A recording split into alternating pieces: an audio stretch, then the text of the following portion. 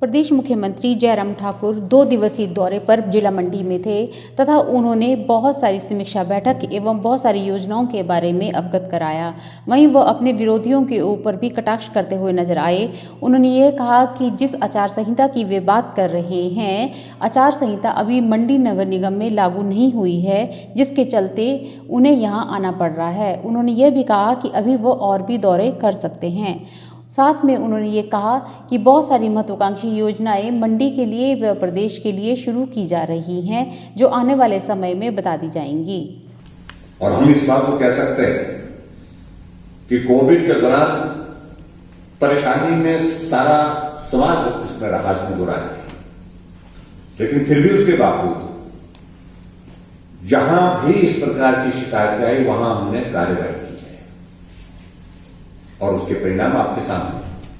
और उसमें हमने वो डेस्टिनेशन हम डेवलप कर रहे हैं और वो उस दिशा में काम चल रहा है, चाहे वो कौन की बात है, चाहे वो हमारे इको टूरिज्म के लिए जंजैहली की बात है और एडीबी के अंतर्गत, चाहे हमारे उसके बाद तत्तापानी में बीट बिलिंग में जो हमने डेस्टिनेशन और डेवलप करने के लिए हमने प्लान किए हैं।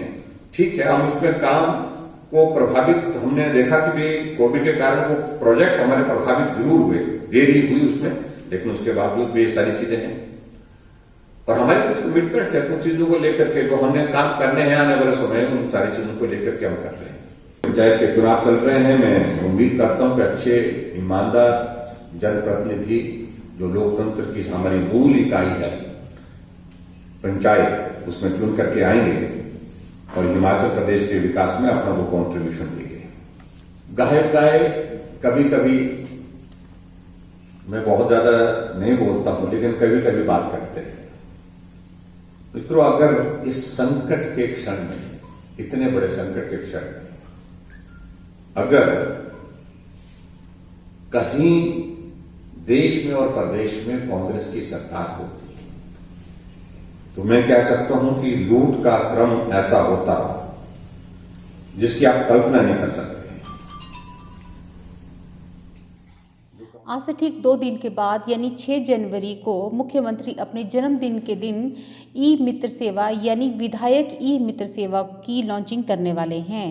इस परियोजना के तहत प्रत्येक विधायक अपने जन क्षेत्र से जुड़ा रहेगा तथा जनप्रतिनिधि होने के नाते वे वहां की समस्याओं से ऑनलाइन रूबरू होता रहेगा। वहीं इसके तहत लोगों को भी ज़्यादा परेशानी नहीं होगी, अन्यथा लोगों का बहुत सारा समय इसी चक्कर में बर्बाद हो जाता है। इसके लिए प्रशासन पूरी तरह तैयार हो चुका है।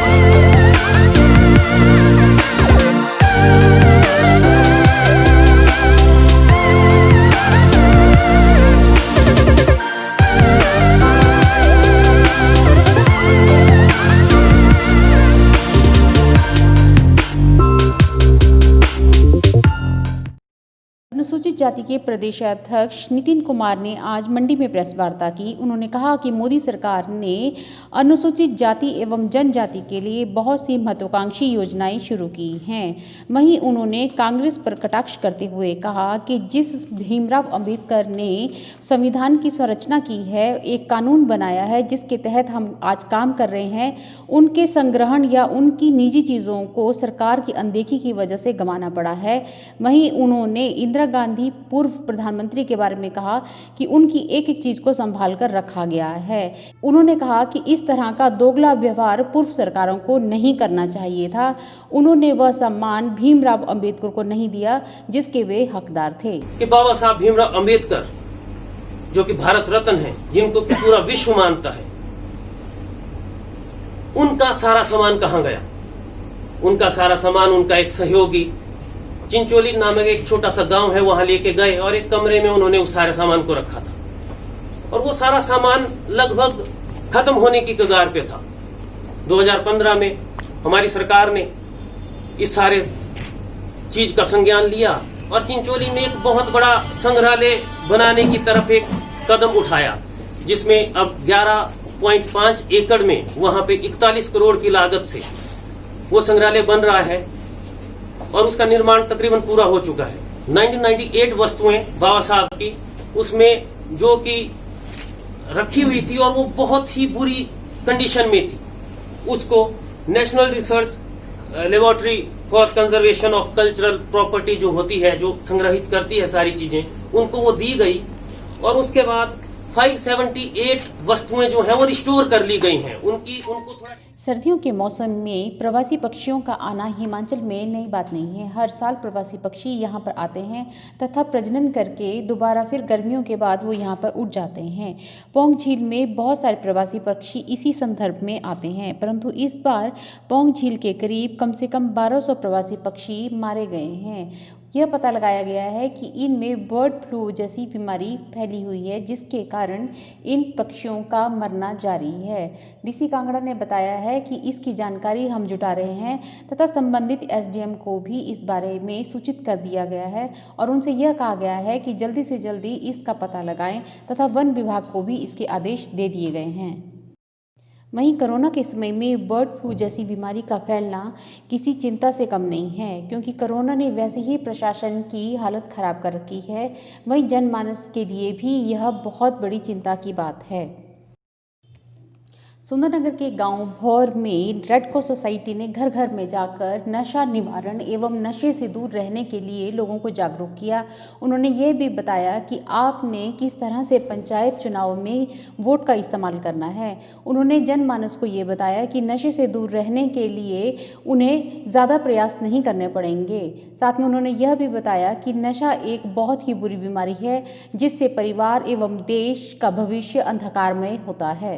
लोगों को नशे के प्रति जागरूक किया और लोगों से अपील की नशे के लालच में आकर मताधिकार का प्रयोग ना करें, अपने मताधिकार का प्रयोग सही करें और अधिक से अधिक मात्रा में अपने मताधिकार का प्रयोग करें।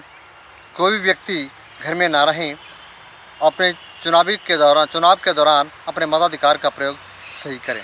साथ में लोगों को जागरूक किया कि जिला मंडी को नशा मुक्त बनाने में अपना पूर्ण सहयोग दें, जिसमें सारा वॉलंटियर और महिला मंडलों के माध्यम से घर घर जाकर लोगों को जागरूक किया। धन्यवाद। मैं इंदिरा देवी ग्राम पंचायत भौर सरस्वती महिला मंडल में आज नशे के प्रति लोगों को जागरूक किया और लोगों से अपील की कि चुनाव के दौरान नशे के लालच में ना आएं और अपने मताधिकार का सही मात्रा में प्रयोग करें। धन्यवाद।